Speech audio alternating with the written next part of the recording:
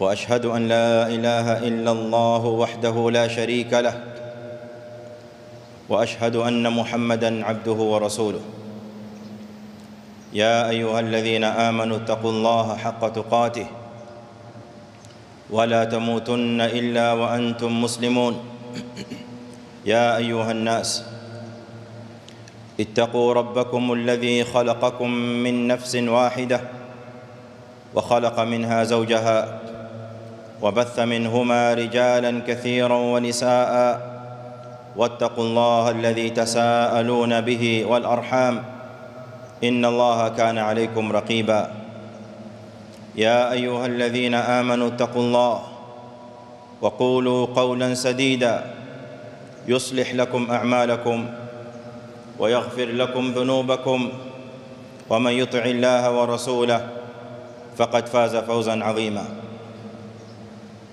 أما بعد فأوصيكم عباد الله ونفسي بتقوى الله فإنها وصية الله في الأولين والآخرين قال عز من قائل ولقد وصينا الذين أوتوا الكتاب من قبلكم وإياكم أن اتقوا الله وإن تكفروا فإن لله ما في السماوات وما في الأرض وكان الله غنيا حميدا. Enyi Waislamu, katika khutba ya Jumaa ya leo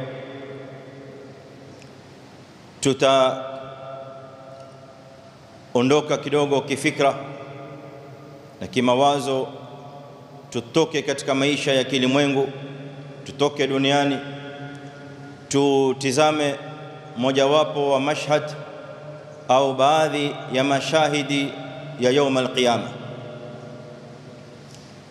Lakini hizi mashahid ambazo tutazielezea katika khutba ya Ijumaa ya leo za siku ya kiyama ni mashhadi adhim ambayo inahusiana na alaka ya Muislamu na familia yake.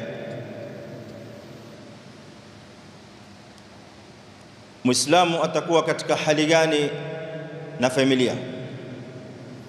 Tukiwa duniani hapa, bila shaka Muislamu anaona raha akiwa na familia, anaishi nao pamoja, anatangamana nao kwa vizuri, anawasiliana nao kwa namna inavyotakiwa, wakibadilishiana mapenzi ila akhiri dhalik. Baba, mama, mke, watoto, hawa ni familia ambao tunaona raha tukiwa nao duniani. Lakini يوم القيامة itakuwaje mashhad ya Muislamu na familia yake hii?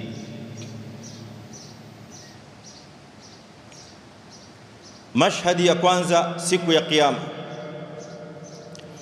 wakati wanadamu watakapokuwa wamepewa amri ya kutoka makaburini kupitia kwa mvivio wa Israfil, baada ya kuvivia katika baragumu la watu kufufuka na kutoka makaburini, watu watakuwa wanakwenda mbio, watu wanakimbizana. Wanufikha fi sur fa idha hum min al-ajdathi ila rabbihim yansilun, na pindi baragumu litakapopulizwa, fa idha hum, ukitahamaka unaona watu min al-ajdathi, wanatoka makaburini, ila rabbihim yansilun, wanatimuka mbio kwenda kwa Mola wao katika ardhi ya mahshar, ardhi ya hisab. Katika mashhadi kama hii, alaka ya Muislamu na familia yake ni alaka ya kutisha. Inaitwa mashhadu al-firar, ni mashhadi ya kukimbiana. Ndipo pale Allah subhanahu wa ta'ala atuambia, fa idha jaat as-sakha yawma yafirru al-mar'u min akhihi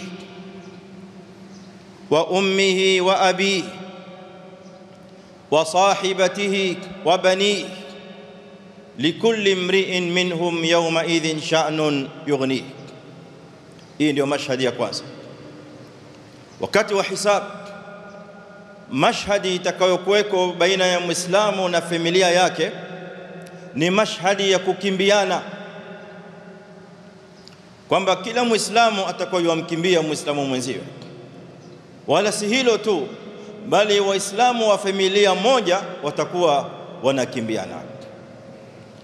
Siku ambayo itakapokuja ukelele mkubwa, fa idha jaat as-sakha, ukelele mkubwa utakaokuja kutoka kwa amri ya Allah subhanahu wa ta'ala, kwa amri ya Allah jalla jalalu. Ukitahamaka unaona watu yafirru almar'u min akhi, mtu amkimbia nduguye, ndugu yake ambaye toka nitoke hapa duniani walizaliwa pamoja, waliishi pamoja, walikulia pamoja, wanafanya amali yao na biashara pamoja mpaka kufa kwao. Yaum alqiyama watu wanakimbiana, ndugu yule anamkimbia ndugu huyo, wa ummihi, na tamkimbia mamake, yule mama ambaye hapa duniani tumkimbilia, ewe mama, ewe mama. Yaum alqiyamati huyo ni mwingine ambaye utamkimbia yaum alqiyama. Wa abi, na babake. Wa sahibati, na mkeo, mke uliyebadilishana naye maisha na umri na mali na matangamano mazuri, huyo ni mwingine ambaye ukimwona yaum alqiyama utampa nyongo, utamkimbia mbali sana. Na watoto uliyezaa naye bibi yule pia kadhalika utawakimbia, wabani. Sababu ameibainisha Allah subhanahu wa ta'ala, likulli imri'in minhum yawma idhin sha'nun yughni. Itakuwa ni siku ya rabbi nafsi, rabbi nafsi, ewe Mola nafsi yangu, nafsi yangu. Kila moja aikimbilia nafsi yake. Kutakuwa na mambo ambayo yamshughulisha yule Muislamu, hana time ya kumwangalia, hana wakati wa kumwangalia ndugu yake wala mamake wala babake. Kila moja anaangalia nafsi yake itakuwa katika hali gani siku hiyo. Baada ya mashhad ya hisab, Allah subhanahu wa ta'ala atawahesabu viumbe vyote, watahesabiwa, wala sio wanadamu peke yao. Majini watahesabiwa, wanyama watafanyiwa hisab, kama ilivyothubutu katika mafundisho ya Qur'an, mafundisho ya Mtume sallallahu alayhi wasallam. Baada ya hisab kumalizika, tunaingia katika mashhadi nyingine, na mashhadi nyingine ya alaka ya familia ni mashhadi ya shafa'a. Na hii ni mashhadi nzuri ya kupendeza, ni mashhadi ambayo inafanya mwili unasisimka na moyo unakwenda mbio kwa furaha. Ni mashhadi ambayo kila Muislamu anapoyasikia maneno haya kutoka kwa kinwa cha Mtume sallallahu alaihi wasallam ataitamani. Mashhadi ya shafa'a imepokelewa na Abu Sa'id al-Khudri radhiyallahu anhu anna Nabiy sallallahu alayhi wasallam qala yuqalu lilwildani yawm alqiyama, wataambiwa watoto siku ya kiyama, baada ya kuwa hisabu zishafanywa, watu washakaguliwa, wa kwenda peponi wataambiwa wende peponi, na watu wa motoni wataamrishwa wende motoni. Sasa familia inaibuka tena katika mashhadi nyingine yaum alqiyama, nayo ni mashhadi ya shafa'a. Sasa watoto ambao walikuwa ni wema hapa duniani, watoto wazuri waliokulia na tarbia, waliokulia kwa iman, waliokulia bil amali salih hapa duniani, yaum alqiyama watapewa amri na malaika, udkhulul janna, ngeni peponi. Fayaqulun, watoto watasema, hatta yadkhula abauna wa ummahatuna, hatuingii mpaka kwanza waingie baba zetu na mama zetu. malaika watawapa tena mara ya pili amri ile. Watoto wajibu maneno yale yale kuambia malaika.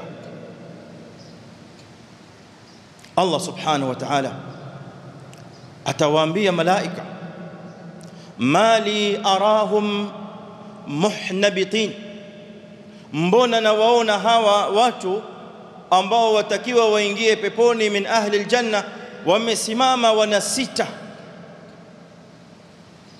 Sasa Allah subhanahu wa ta'ala yeye mwenyewe ndiye awaamrishe wale watoto, awaambie udkhulul janna, ingieni peponi.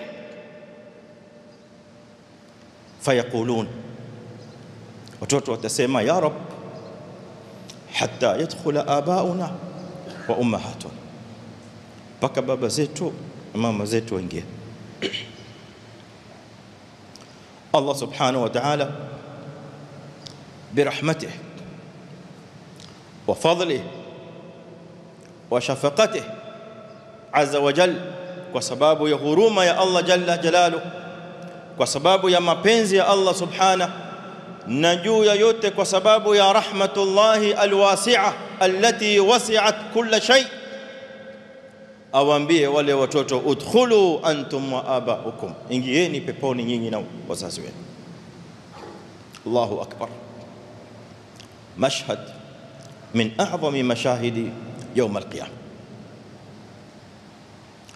Muawiya ibn Qurra an abihi anasema anna an-nabiy sallallahu alayhi wasallam kana yakhtalifu ilayhi rajulun min al-ansar wa ma'ahu ibnun lah, kulikuwa na bwana kutoka miongoni mwa watu wa Ansar aliyekuwa akija kwa mtume sallallahu alayhi wasallam akiwa anafuatana na mwanawe. Saa zote yule mtoto yuko naye, kila akija msikitini kwa mtume yule mtoto anaye. Maana hivi ndivyo walivyokuwa salafu salih, hivi ndivyo walivyokuwa masahaba wema na tabi'in. Walikuwa wakifuatana na watoto wao katika mambo mazuri, sio kwamba baba yuaja msikitini peke yake watoto shori zao. Akiulizwa baba, haya wanao wako wapi? Sina habari. As-salafu salih walikuwa wanafuatana na watoto wao katika mambo ya khair. Kwa hivyo huyu rajulun min al-ansar alikuwa akija kwa mtume sana na mwanawe, mpaka siku moja mtume sallallahu alaihi wasallam akamuuliza huyu bwana min al-ansar, atuhibbu, huyu mwanao wampenda? Faqala ar-rajul, yule bwana akasema naam uhibbu, naam nampenda sana ya rasulullah huyu mwanangu. Bila shaka mtume alikuwa anajua kwamba yumpenda, amemuuliza kwa lengo. Muda si muda, fafaqada an-nabiy sallallahu alayhi wasallam alwalad, mara baada ya muda mtume asimuone yule kijana. Fasaala an, kaulizia yule mtoto yuko wapi? Akaambiwa mata ya rasulullah, yule mtoto amefariki.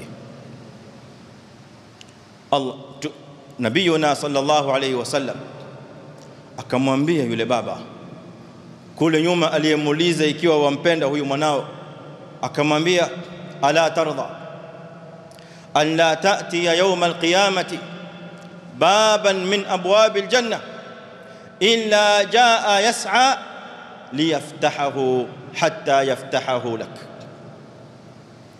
Yule mtoto aliyefariki ambaye nilikuuliza ikiwa wampenda, je, unaridhia kwamba siku ya kiyama huyo mtoto aje, iwe wewe baba hakuna mlango wowote unaotaka kuingia wa peponi, ila yule mtoto utamwona yuko mbele ya ule mlango, yeye ndiyo ataka kukufungulia ule mlango wa peponi. Ala tardha, wewe huridhi kwa hilo? Yule bwana alitoka kwa machozi ya furaha ya hali ya juu, mpaka ikawafanya masahaba wakaingiwa na hamu, wakamwambia ya rasulullah alahu wahda, je, maneno hayo uliyoyasema ni huyu bwana peke yake na mwanawe?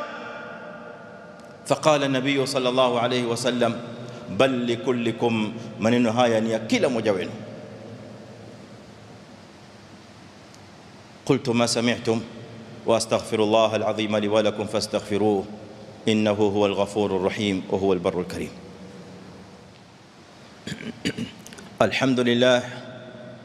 الحمد لله على إحسانه، والشكر له على توفيقه وامتنانه، وأشهد أن لا إله إلا الله وحده لا شريك له تعظيما لشأنه، وأشهد أن محمدًا عبده ورسوله صلى الله عليه وعلى آله وأصحابه وإخوانه. أما بعد، أيها المسلمون، mashhadi ya familia ya Muislamu haimaliziki hapo, bali bado tukiwa katika siku ya kiyama.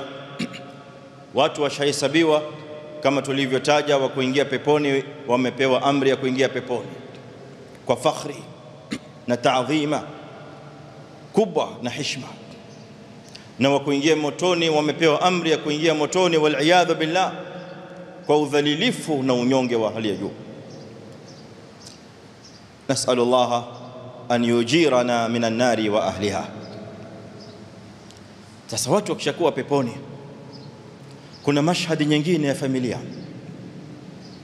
imeelezewa na Abdullah ibn Abbas radhiyallahu anhuma, kama alivyonukulu mwanachuoni Ibn Qayyim al-Jawziyya katika kitabu cha Hadi al-Arwah ila Bilad al-Afrah.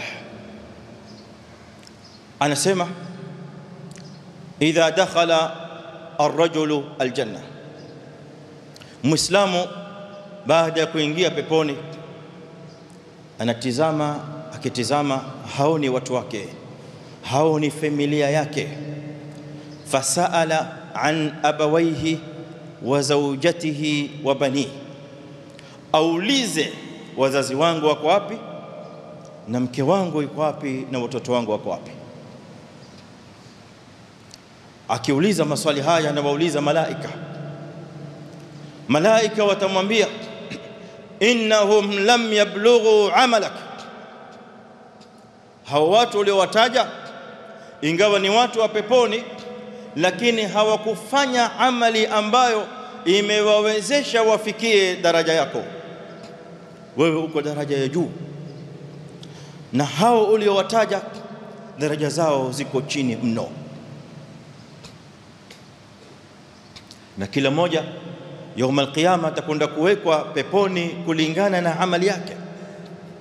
Pale amali itakapomfikisha, ndio hapo atakapokuwa.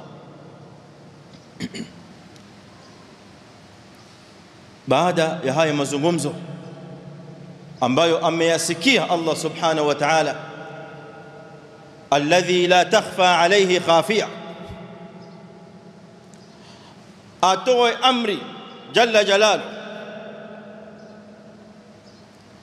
baada ya yule bwana aliyeko peponi kusema, ya Rabb, ewe Mola, qad amiltu li wa lahum, mimi yale mambo niliyokuwa nikiyafanya niliyafanya kwa ajili yangu mimi na wao.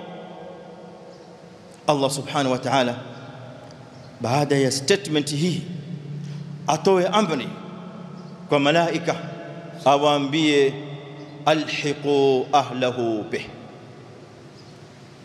waleteni watu wake muwaeke pamoja naye. Ibn Abbas baada ya kueleza maneno haya akasoma aya ya Qur'ani kutoa ushahidi wa maneno haya, walladhina amanu, na wale ambao walioamini, wattaba'athum dhurriyyatuhum biiman, na vizazi vyao vikawafuata katika iman, alhaqna bihim dhurriyyatahum, siku ya kiyama tutakwenda kuwakutanisha katika daraja moja peponi. Wama alatnahum min amalihim min shay, hakuna mtu ambaye tutampunguzia katika daraja yake, kwamba ati yule bwana kwa kuwa watu wake tumewapandisha daraja, kwa hivyo yeye tutamshukisha. Ma alatnahum min amalihim min shay. Hivi ndivyo itakavyokuwa mashhad يوم القيامة ya raf'u ad-darajat. Naye Mtume sallallahu alayhi wasallam akatuambia katika hadithi ya Abi Hurairah radhiyallahu anhu, alladhi akhrajahu Ibn Majah wa ghayruhu bi isnadin sahih, qala sallallahu alayhi wasallam, inna ar-rajula la turfa'u darajatuhu fil janna, muislamu aliyoko peponi daraja yake ya peponi atapandishwa, anapaizwa, anainuliwa katika daraja fil janna. Na yeye yuko peponi, akitahamaka aambiwa umepata upgrade, umekuwa promoted, unapandishwa juu. Yule bwana asielewe kumeendelea nini, amuulize Mola wake, min aina hadha, anna li hadha, haya yaliyonitokea yamekuja kwa ajili gani ya Rabbi? Apewe jawabu kwa kuambiwa bistighfari waladika laka, hivyo ulivyofanyiwa ni kwa sababu mwanao alikuwa akileta istighfar kwa ajili yako. Istighfar moja ya mwana kusema rabbi ighfirli wali walidayya, si kwamba wewe peke yake wasamehewa madhambi na mzazi wako asamehewa madhambi, si hilo tu, bali baba anapandishwa daraja fil janna kwa ajili ya istighfar ya mwanawe. Kila akileta istighfar mzazi anapanda daraja, kila mwana akileta istighfar mzazi anapanda daraja. Rahma ya Allah subhanahu wa ta'ala. As-salafu salih namna walivyokuwa wanapendana, namna walivyokuwa wameshikana katika mahaba, mpaka wanawake wa kisahaba walikuwa wamesimama na msimamo wa kwamba wanataka yaum al-qiyama peponi waingie na waume zao katika sahaba. Muawiya bin Abi Sufyan alikuja kumposa Ummu Darda, mwanamke wa kisahaba, baada ya kufiwa na mumewe Abu Dardai. Alipopata posa ya Muawiya, Ummu Darda alijibu ujumbe ule kwa salamu apelekewe Muawiya, akamwambia sami'tu Abu Dardai yaqulu, Ummu Darda anasema nimemsikia aliyekuwa mume wangu, Allah amrehemu, Allah amweke pahali pema, Abu Darda radhiyallahu anhu, nimemsikia Abu Dardai akisema sami'tu Rasulullah sallallahu alayhi wasallam, kwamba nimemsikia mtume sallallahu alayhi wasallam akisema ayyuma imra'atin, mwanamke yoyote, mata anha zawjuha, atakaifiwa na mumewe,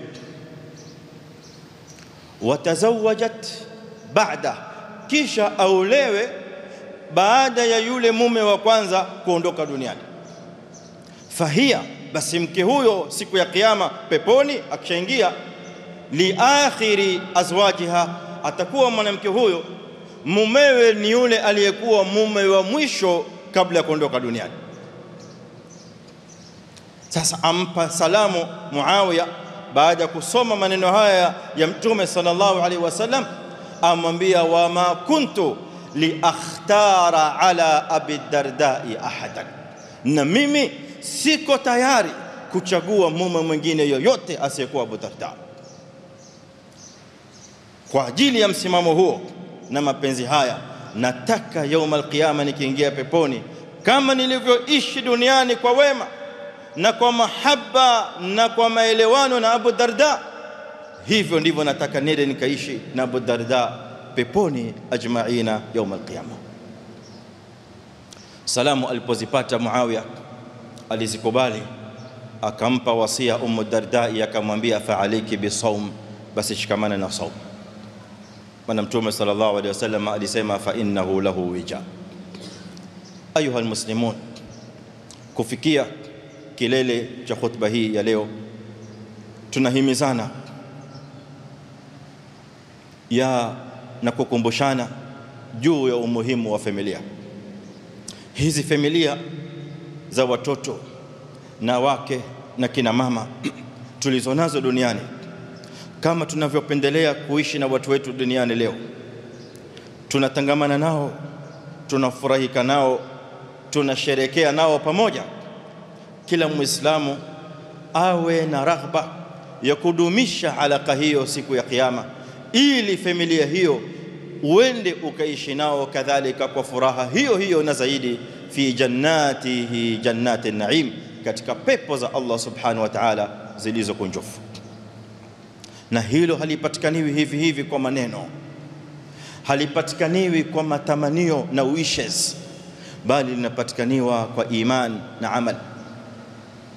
Linapatikaniwa kwa kuwalea watoto wetu hawa tarbia nzuri, kwa kudhibitisha iman katika mioyo ya watoto, katika kuwasomesha tarbia ya Qur'an, katika kuwasomesha sunna ya Mtume sallallahu alaihi wasallam, katika kuwasimamisha watoto katika taa ya Allah jalla jalalu na mtume wake na birrul walidaini. Ndipo yule mwana awe wewe ukishaondoka duniani ana uwezo wa kusema rabbi ighfirli wali walidayya, sio afurahike na mali yako tu aanze kuichezea hapa na pale, bali akuombee dua fi layli wan nahar, na wewe huko uliko zinakufikia, na huko uliko Allah subhanahu wa ta'ala anakupandisha daraja, na يوم القيامه Rabbuna subhanahu wa ta'ala ende akawakutanishe wote peponi. Na hilo ndilo litakalomfanya yule mwana, ikiwa atakuwa ni mwema na mwenye amali kubwa, siku ya kiyama yuko daraja za juu, wazazi wako chini, mke yuko chini, Allah azza wa jalla atatoa amri ya kwamba hawa nao kadhalika wapandishwe juu katika daraja, kama tulivyoelezea katika mashahidi يوم القيامه. Hadha wa sallu wa sallimu ala man umirtum bi salati wa salami alayhi. اللهم صل على محمد وعلى آل محمد كما صليت على إبراهيم وعلى آل إبراهيم إنك حميد مجيد. اللهم أعز الإسلام والمسلمين وأذل الشرك والمشركين ودمر أعداءك أعداء الدين. ربنا آتنا في الدنيا حسنة وفي الآخرة حسنة وقنا عذاب النار. سبحان ربك رب العزة عما يصفون وسلام على المرسلين والحمد لله رب العالمين.